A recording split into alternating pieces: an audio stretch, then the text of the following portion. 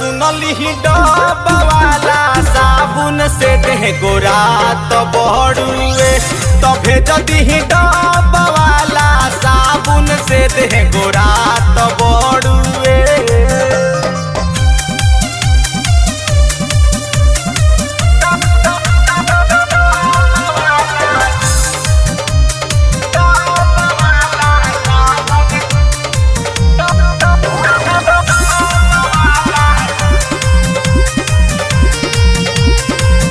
राखबी special एगो हमी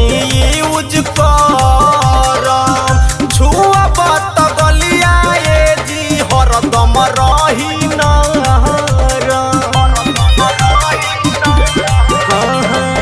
राखबी special एगो हमी यूज करम छुअब त गलिया ए जी हरदम रही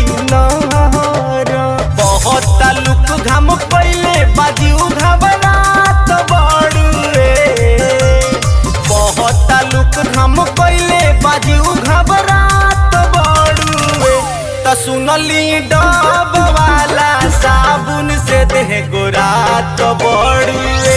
त भेज दी डब वाला साबुन से देह गोरा तो बड़ुए।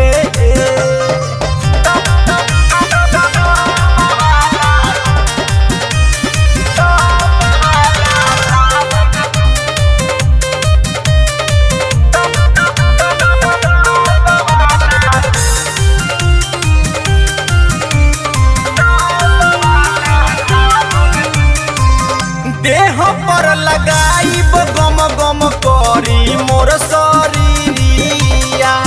धरबया कवाहरी सैया सट बहजब भिरिया सुनलिया देह पर लगाइब गम गम करी मोर शरीरिया धरबया कवारी राजा सट बहजब भिरिया लौकुस दीवाना लकी मासूम न रहा